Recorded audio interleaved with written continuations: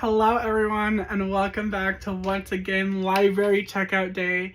Still haven't found a better name for this series, but I have a few books, a few CDs, and I'm going to pull one out one by one and we're going to talk about it because I want to.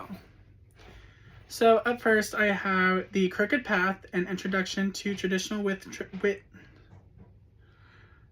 The Crooked Path, an introduction to traditional witchcraft by some man named Keldon.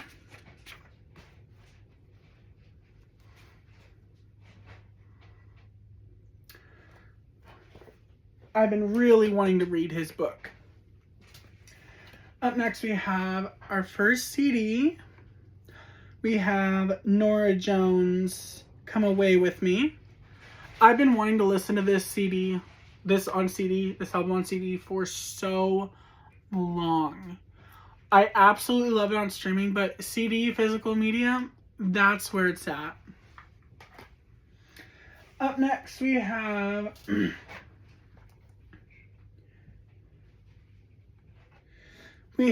Evanescence Fallen. I've also never listened to the physical version of this. I wish to own both these CDs one day.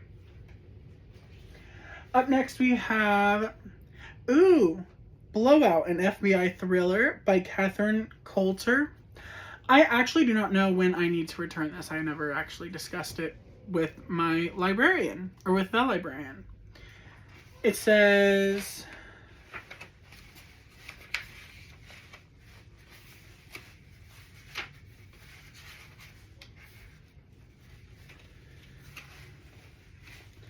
I actually don't know what this is about.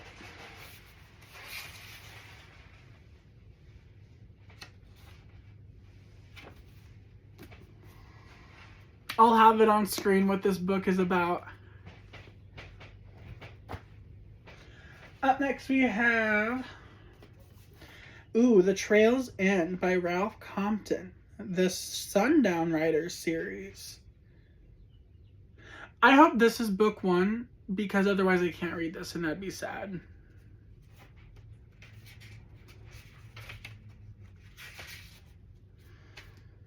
It doesn't say.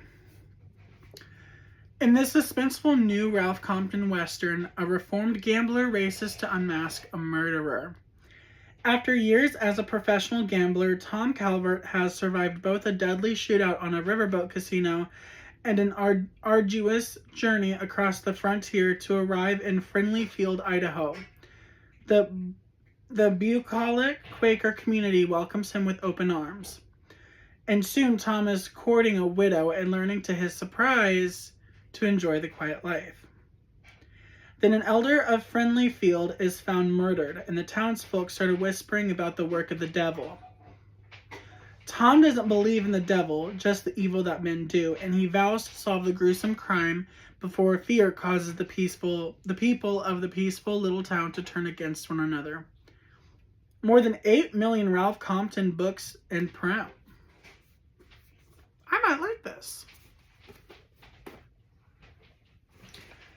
Up next, I have Love is in the Earth, a kaleidoscope of crystals, updated. She a big one. She a big one. Internationally known, best-selling author of the Love is in the Earth series, Melody was born in Cumberland, Maryland, and now resides in the Rocky Mountain region. She's a scientist and holds Bachelor of Science and Master of Arts degrees in mathematics. She's been working with stones since she was a child, always evidencing an interest in the geological and mystical properties of these children of Mother Earth.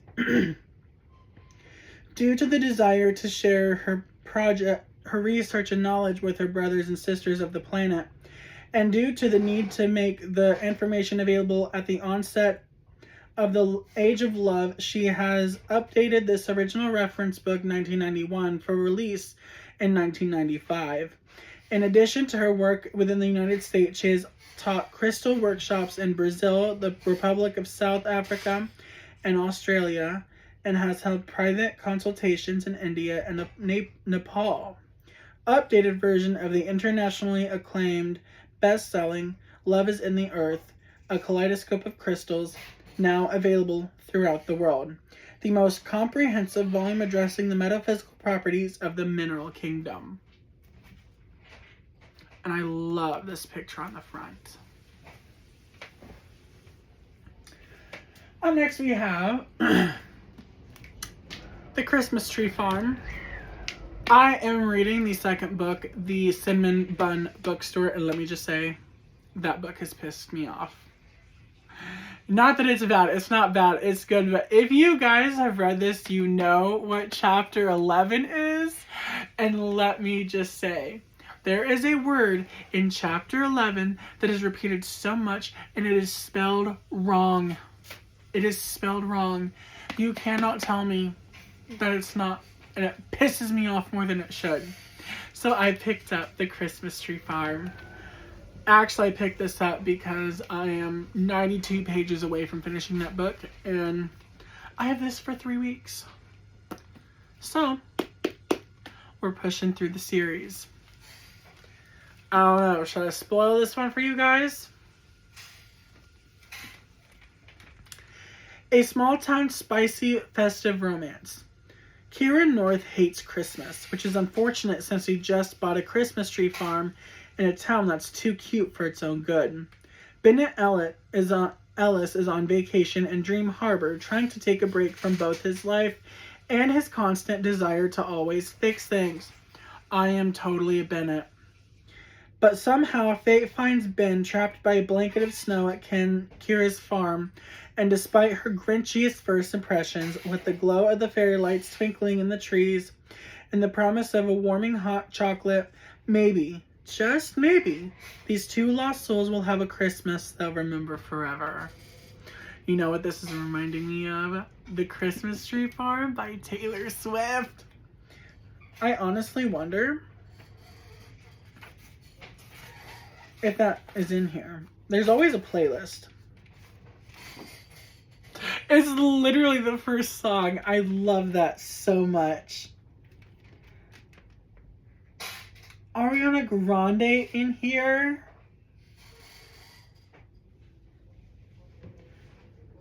Twice.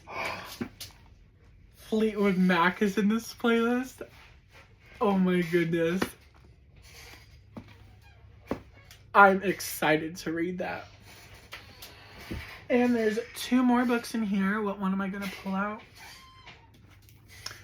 Rachel Pollack's 78 Degrees of Wisdom, a tarot journey to self-awareness, a new edition of the Tarot Classic. I'm trying to learn tarot. I'm just doing it to do it at this point. But I believe this book will help me learn, okay?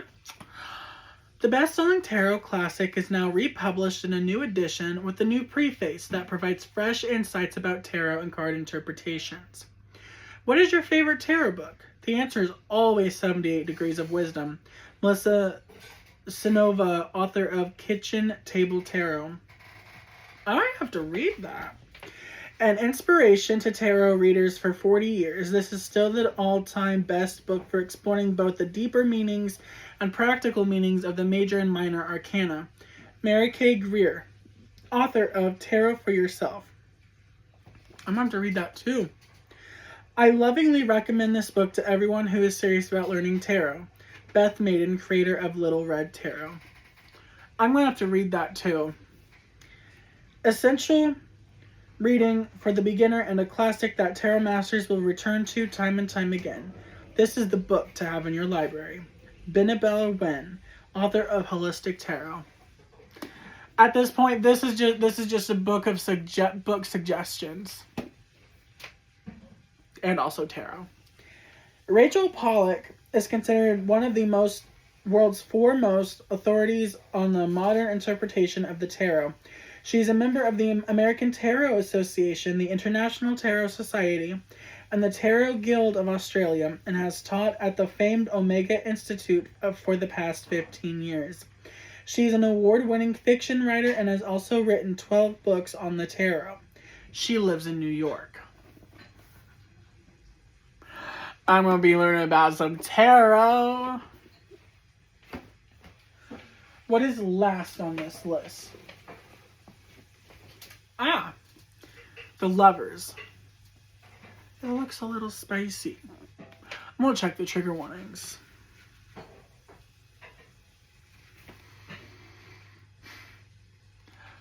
Only me. Only I will grab a book. Because, oh, it has a pretty cover.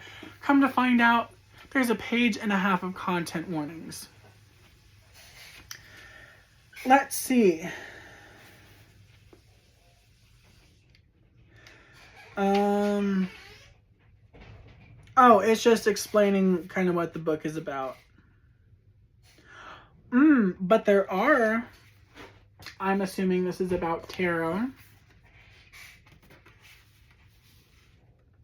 Yeah, there's a whole tarot spread in here. I love this. What'd that say? To Sedona, you tasty bitch. I don't know why, but that reminds me of this. I don't even know what you would call it, but it was something I would call my friend Roosevelt. Or like we'd be joking and be like, oh, you were my beautiful witness or something like that. I don't know where it came from. 1 enchanted tarot card, 2 infuriatingly hot men, and a modern woman who refuses to be anyone's damsel. Gemma Summers is broke, burnout, and about 3 weeks from moving back in with her parents. Her career has imploded, her confidence is circling down the drain, and the last thing she needs is a run-in with Alder Hawk, the dangerously charming ex who still haunts her dreams and could buy her a new life with just his pocket change. When a magical tarot card sends them spiraling, literally, into another realm, and they land in the steampunk-inspired Kingdom of Cups, Gemma is forced to rely on the man who shattered her trust, broke her heart, and somehow still makes her weak in the knees. But survival is in the world of Towerfall. In the world of Towerfall is anything but simple. Especially when she's caught between the ex who wants to own her and a roguish former king who sees through every one of her defenses. With secrets mounting, identities unraveling, and her heart very much on the line, Gemma must decide. Will she cling to the version of herself she built in the real world? Or will she risk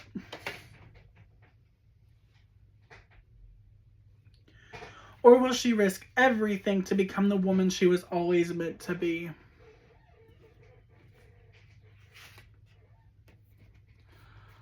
I'm already hooked. This feels like a dark romance despite the cutesy design. But I'm going to read it because it's literally about tarot. Well, I mean, not entirely about tarot, but tarot is involved with this. Are you kidding me? This looks good. I hope you guys enjoyed this video. If you did, make sure you give this a huge thumbs up. Comment down below which book you think I should read first, aside from this Christmas Tree Farm, because I'm going to read that next.